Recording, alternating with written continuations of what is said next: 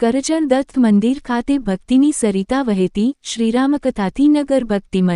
કરજણ નગરના નવાબજાર વિસ્તારમાં આવેલ પાવન શ્રી રંગ અવધૂત મંદિર ખાતે આ દિવસોમાં ભક્તિ, શ્રદ્ધા અને સંસ્કારની સુગંધ છવાઈ ગઈ છે। કરજણ દત્ત પરિવાર દ્વારા ભવ્ય શ્રીરામકથાનું આયોજન કરવામાં આવ્યું છે, જેમાં પૂજ્ય જયદેવપ્રસાદ શાસ્ત્રી, ટિલકવાળા ના મધુર કંઠે રામકથાનો દિવ્ય પ્રવાહ વહેતો જોવા મળી રહ્યો છે। શ્રીરામના જીવનચરિત્ર, આદર્શો અને ધર્મમય સંદેશોથી ઓતપ્રોત થયેલી કથા સાંભળવા માટે નગર સહિત સમગ્ર તાલુકામાંથી હજારો ભક્તો ઉમટી રહ્યા છે। કથામંડપમાં જય શ્રીરામ ના નાદ સાથે વાતાવરણ સંપૂર્ણ ભક્તિમય બની ગયું છે અને ભક્તો આત્મિક શાંતિનો અનુભવ કરી રહ્યા છે। કથા પૂર્ણ થયા બાદ દત્ત પરિવાર દ્વારા પ્રસાદીનું પણ સુવ્યવસ્થિત આયોજન કરવામાં આવ્યું છે। રામકથા સાથે પ્રસાદી ગ્રહણ કરી ભક્તો ધન્યતા અનુભવી રહ્યા છે અને આ આધ્યાત્મિક અનુષ્ઠાન માટે આયોજકોની ભાવભીની પ્રશંસા કરી રહ્યા છે। અને તમારા પિતાજીને પગે લાગે, જ્યાં ભાઈ અને બેન બંને જણા પિતાજીને પગે લાગ્યા ને ત્યાં માએ એના પતિને એવું કહ્યું કે હવે જોયા શું કરો છો? પેલા સરસ મજાના બે ઘડિયાળ લાવ્યા છે ને, એ બંને ઘડિયાળ એક એક જણને એક એક આપી જો માએ છે ને ઘડિયાળ તો ખાલી છોકરાને જોઈતું, પણ ઘડિયાળ મંગાવ્યા કેટલા? બે। દીકરી માટે પણ માનો પ્રેમ છે ને સરખો હોય છે, અને એટલે તો આપણે ત્યાં ગવાય છે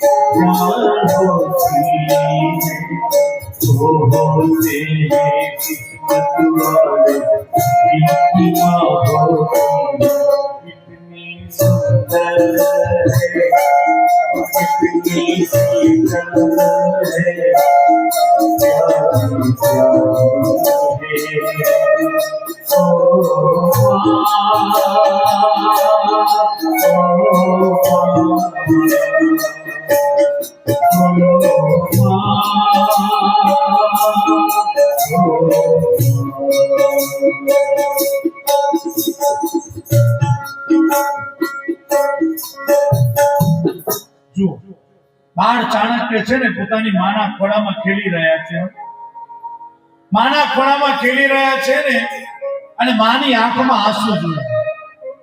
જ્યારે માની આંખમાં આંસુ જોયા ને એટલે બાળ ચાણક્યએ પૂછ્યું, માં તારી આંખમાં આંસુ કેમ છે?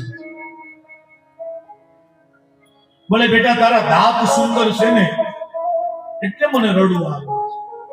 બોલે દાંત સુંદર છે એમાં રડવાનું શું? બોલે નહીં, જેના દાંત સુંદર હોય ને એ મોટો થઈને રાજા બને। બોલે માં હું રાજા બનું તો તારે હર્ષિત થવું જોઈએ, તું રડે છે શું કામ?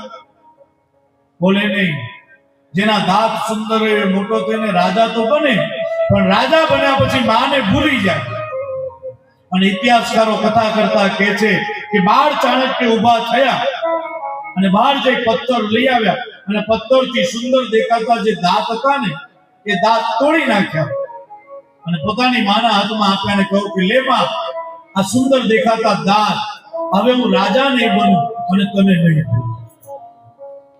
જો આ જગતમાં ભૂલવા જેવું હોય ને તો બધું બહુ છે, પણ માના ઉપકારને કદાપી ભૂલશો નહીં। માં છે ને પોતે ભીનામાં સુવે અને પોતાના દીકરાને કોરામાં સુવડાવે એ માં છે।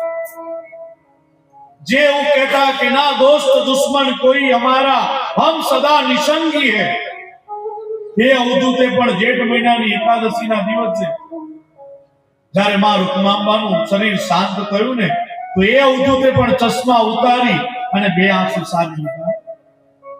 પૂજ્ય રંગ અવધૂત બાપજી પોતાની માને સુપ્રીમ કોર્ટ ગણતા। માની કેવી સેવા કરે તો કે બાપજી શરૂઆતના દિવસોમાં નારેશ્વરમાં આવ્યા ને પછી ઉચ્ચ સ્વરે અવધૂતી આનંદના બધા ભજનો લલકારે વહેલી સવારે। અને એક દિવસ એવું બન્યું કે ચિત્તમાં એવો વિચાર આવ્યો કે હું વહેલી સવારના પરમાં ઉચ્ચ સ્વરે આવા ભજનો ગાઉં છું તો મારી માની નિંદરમાં વિક્ષેપ થતો હશે, અને એ જ ક્ષણે ગાવાનું છોડી દીધું. આ માની સેવા છે. સ્વયં અવધૂત એ પણ રૂકમાંબાના ચરણની સેવા કરે. એ તો પરમાત્મા છે, છતાંય પોતાના માના ચરણ એ સીવી રહ્યા છે. જુઓ, બાપજી તો એવું કહેતા કે મારી માં છે ને એ માત્ર મહિલા નહીં, મારી માં તો મહિમા છે.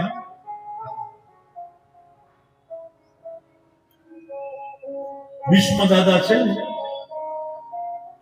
તે યુદ્ધમાં ઉતરવાના છે, અને બન્યું એવું કે ભગવાન કૃષ્ણ